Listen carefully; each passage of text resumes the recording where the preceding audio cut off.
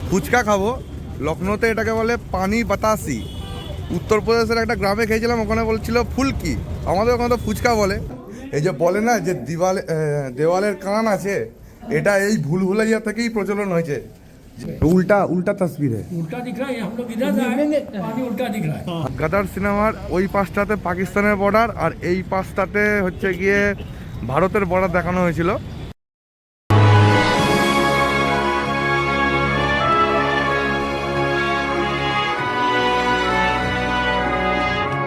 লখনৌ থেকে good morning. এখন বাজে 10:30। আমরা রেডি হয়ে গেছি।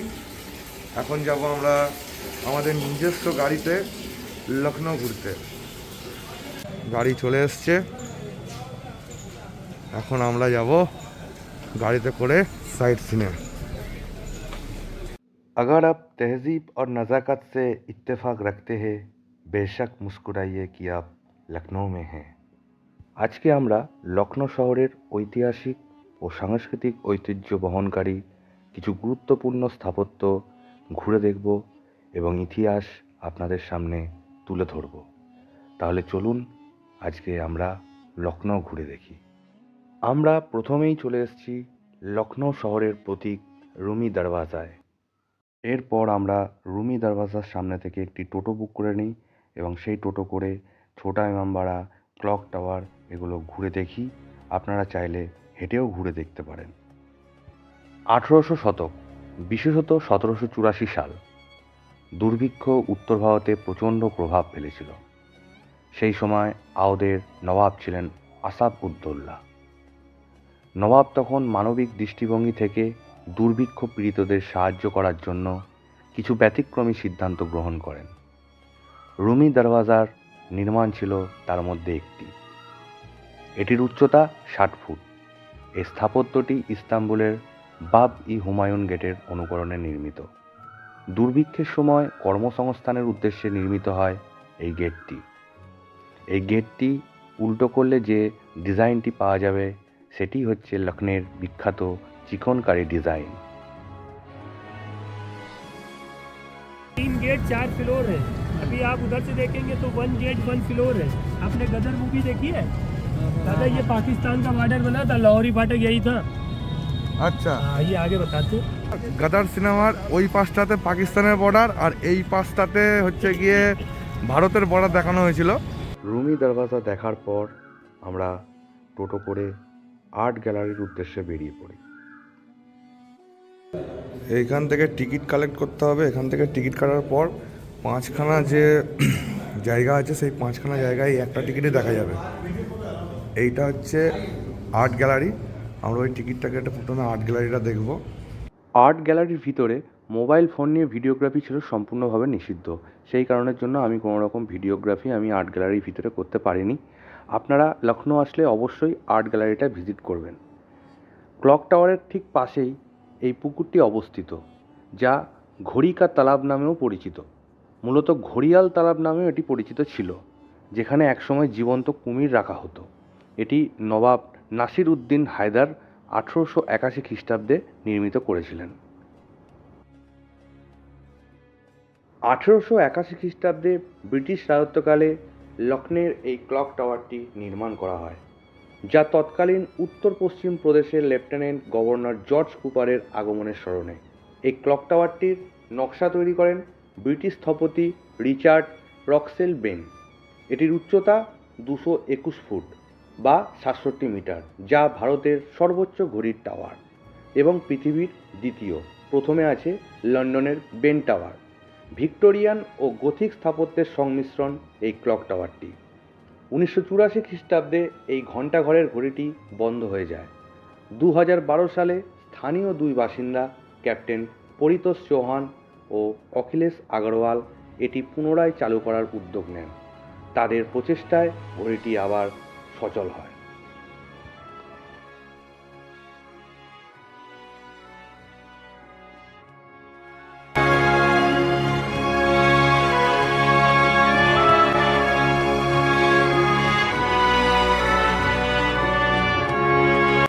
এটি হলো ছোট ইমামবাড়া।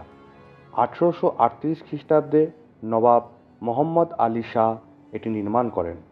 নবাবের ও তার মায়ের সমাধিস্থল এই ছোট ইমামবাড়াতে আছে। শিয়া মুসলিম সম্প্রদায়ের জন্য মহরম উপলক্ষে এটি একটি খুব গুরুত্বপূর্ণ স্থান।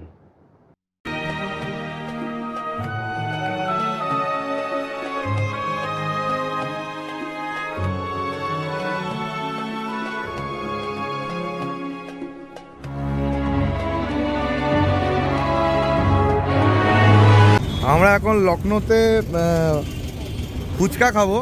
লখনৌতে এটাকে বলে পানি বাতাসি। উত্তরপ্রদেশের একটা গ্রামে খেয়েছিলাম, ওখানে বলছিল ফুলকি, আমাদের ওখানে তো ফুচকা বলে। এখন পানি বাতাসি খাবো। এখানে 4 রকমের জল আছে, যে যেটা দিয়ে খাবে।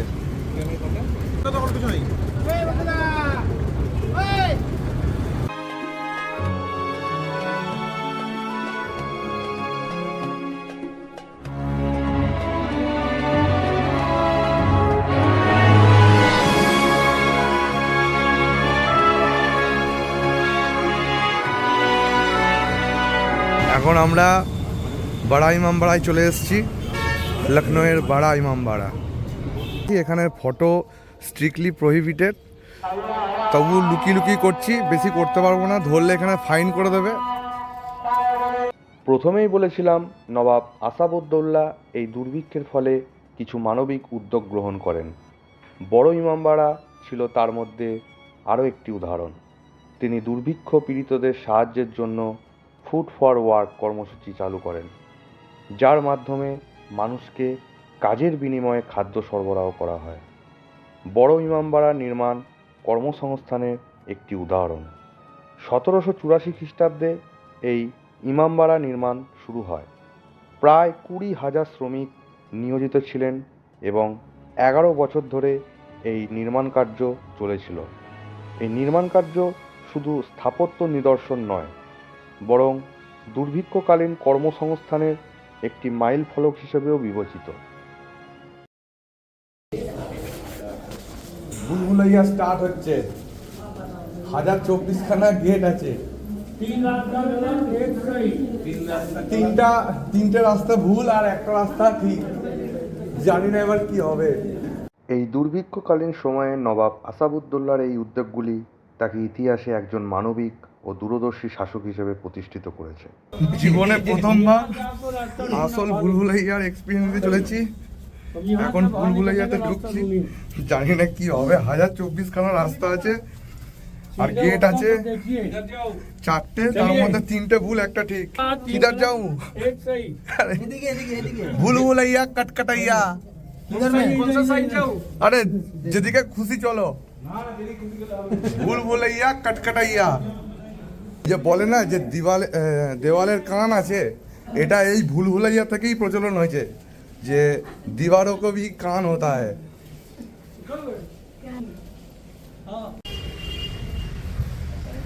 আরে যেদিকেই যাচ্ছি সেদিকেই তো মনে হচ্ছে একই রাস্তা, ঘুরে ফিরে মনে হচ্ছে তো একই জায়গায় আসছি রে।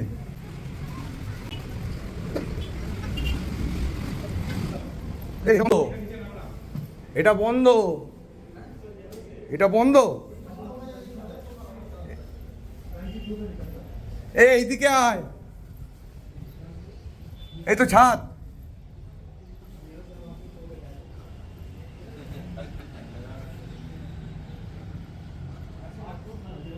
থেকে বন্ধ, এই তো। কোথা দেখি তাহলে, কোথা দিয়ে এলাম?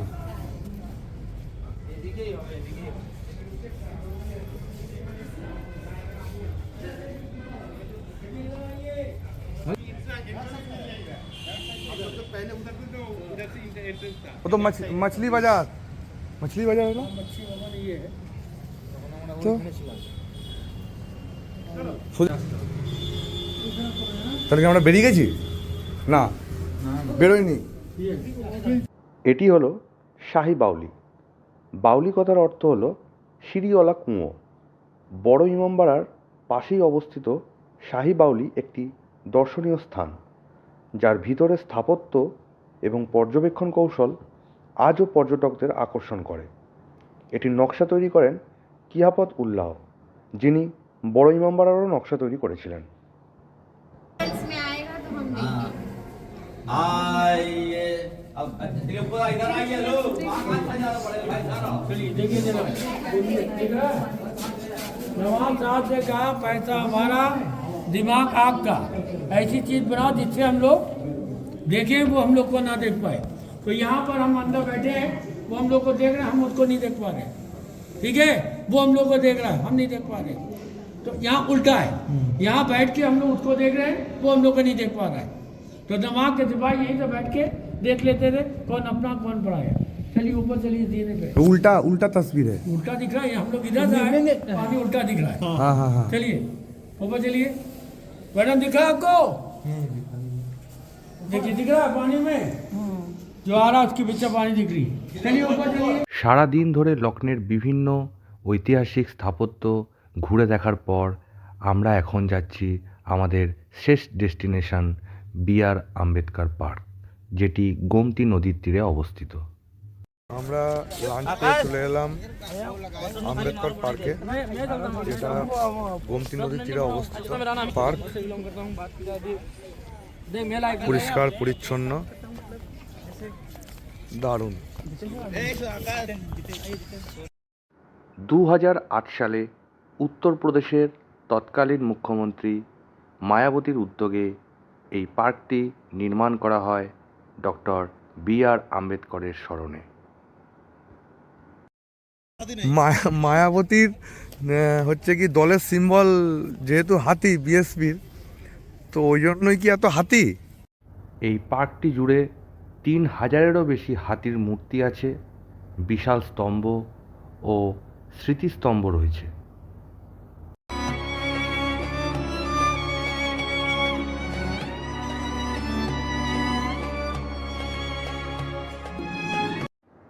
রাজস্থানের শিল্পীদের দ্বারা এই পার্কটি নির্মাণ করা হয়েছে এবং এই পার্কটিতে যে পাথর ব্যবহার করা হয়েছে, যে স্যান্ডস্টোন ব্যবহৃত হয়েছে, সেটিও রাজস্থান থেকেই আনা হয়েছে।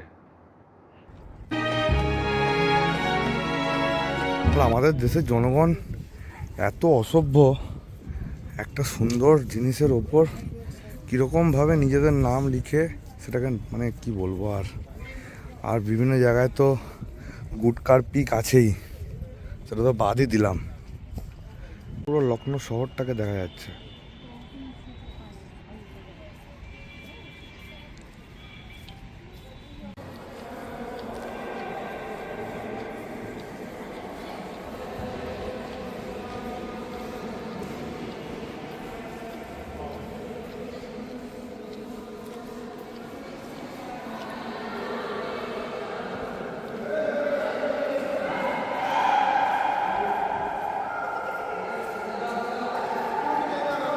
এই অডিটোরিয়ামের ভিতরে বিভিন্ন ছবির মাধ্যমে সংবিধান সংক্রান্ত বিভিন্ন ইতিহাস তুলে ধরা হয়েছে।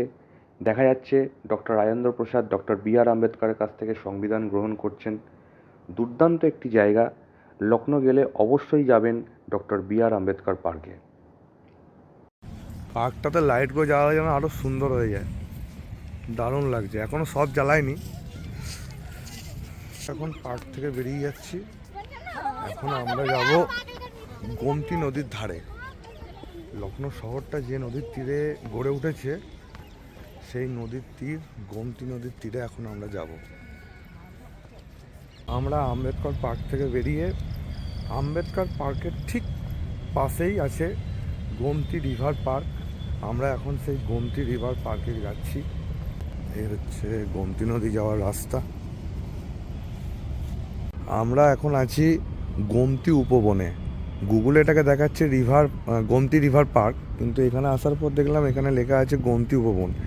এটা খানিকটা আমাদের কলকাতার যে মিলেনিয়াম পার্ক আছে ঠিক সেরকম, মানে গঙ্গার ঘাটের পাশে যেরকম মিলেনিয়াম পার্কটা, ঠিক তেমনই এটার পাশেই এই গোমতী নদীর ধারেই হচ্ছে গিয়ে এই গোমতী উপবন।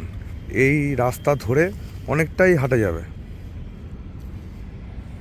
এ হচ্ছে ব্রিজ, এই একটা ব্রিজ আর ওই একটা ব্রিজ, আর ওই দিকে আছে ওটা হচ্ছে একটা লক গেট টাইপের কিছু একটা আছে। আমরা আমাদের একদিনের লখনৌ ভ্রমণের দিনটি শুরু করেছিলাম রুমি দরওয়াজা দিয়ে আর শেষ করলাম গোমতী উপবন দিয়ে। দেখা হচ্ছে পরের ভিডিওতে।